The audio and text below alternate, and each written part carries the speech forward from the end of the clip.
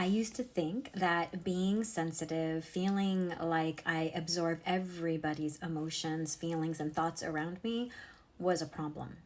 And I developed that mindset not based on just how I perceived the world, but how I was treated and talked to when I was younger. When I was little, being sensitive, being called a crybaby, or that I take everything way too personally, or just feeling tired and heavy around being lots of people, that was a problem, that was unusual, that wasn't normal. And that set me apart as a little girl, different from everybody else. And so what I taught myself was to kind of like cower and to play small, sort of be like a chameleon, especially as a young girl, was that it was more acceptable to just pretend to be this version of myself that I wasn't. And it wasn't so much that I pretended that I was, loud and exuberant, but it was more like I just kind of like quieted down and kind of morph into what other people expected me to be, which was very hard on my nervous system. So number one, I was already not feeling like I belonged. That was already pegging my nervous system as like that danger, danger, danger. And then in addition to that, trying to be these things and look this way or act this way or talk this way for other people to make everyone else feel more comfortable. And all that did was just amp up all of the places in myself where I felt like I didn't belong because I couldn't be me. And then because I wasn't being me, I didn't feel relaxed in my body. I didn't feel calm. So in every single instance, whether it was going to school, like put on a presentation in class, playing in the playground, or junior high and high school, it was just so much of this like outwardly expression of who I wasn't really. And I got so used to it that I didn't even know who I was. And I felt crippled by that, like just this stop dead in your tracks. Like, I don't know who I am. I don't know how to be. I don't know how to express the like trueness of who I am and feel as though that was accepted.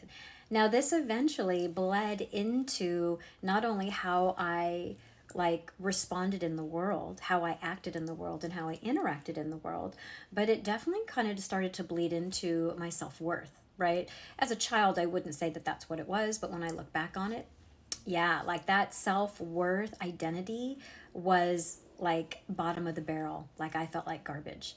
And mainly because being me and being the sensitive person that I am and that I was just wasn't accepted. It wasn't normal. And so I learned being someone else. I learned how to accommodate everyone else's feelings, which eventually led me down to like this whittling of like lack of self-worth, lack of awareness of who I really am. I literally forgot who I was. I didn't even know. I wasn't in touch with that part of me. And that really started to bleed into my self-worth story, which is I'm not enough, I'm not this, I'm not that, and I have to act like this and be like this in order to be accepted. And by being accepted, then I'm worthy, and if I'm worthy, I'm not being rejected, and therefore I'm allowed to be alive. I'm allowed to be in the space. I'm allowed to show up.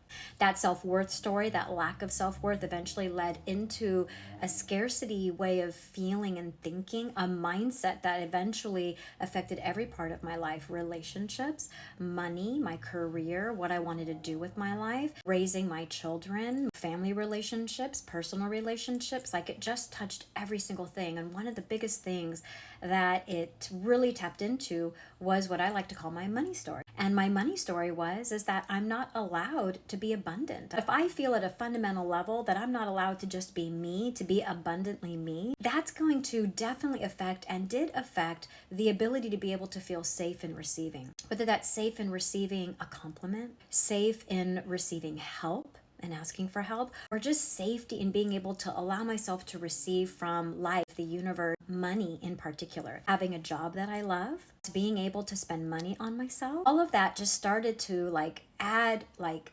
potentially one upon the other, upon the other, upon the other, where eventually I wasn't like living the life that I really wanted to live. I was living a very small life, not because I wanted my life to be quiet and small, but small meaning like when I walked into a room, I wanted to cower.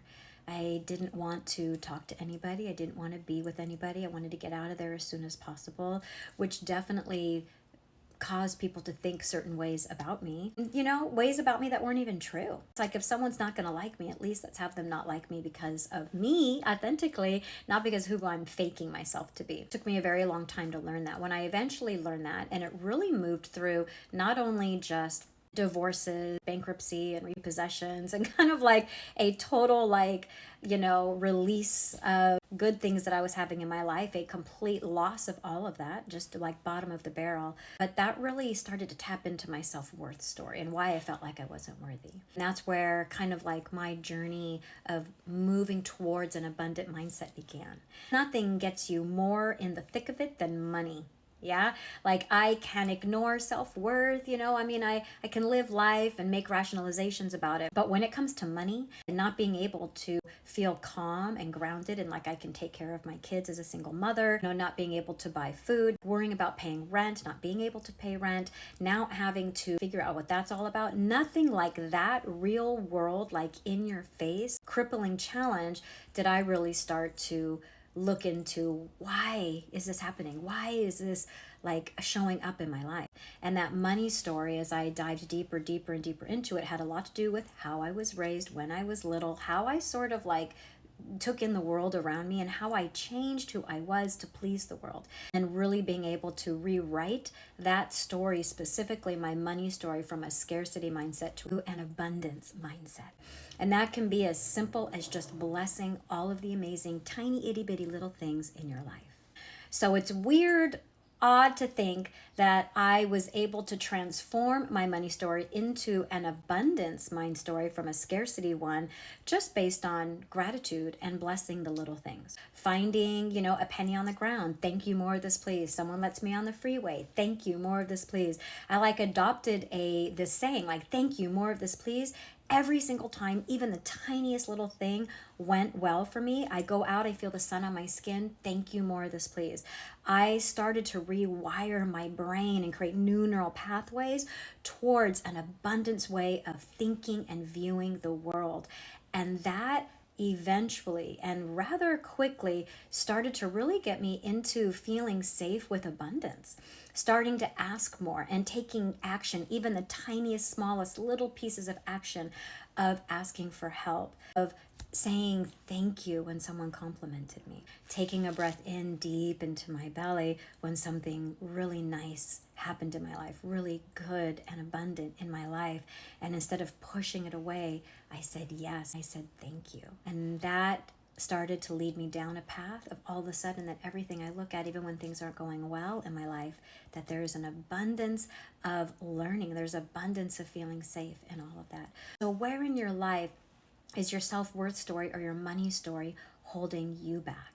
And the longer that you hold on to that old scarcity mindset money story, self-worth story, the longer you're going to cheat yourself out of all of the abundance that is waiting for you.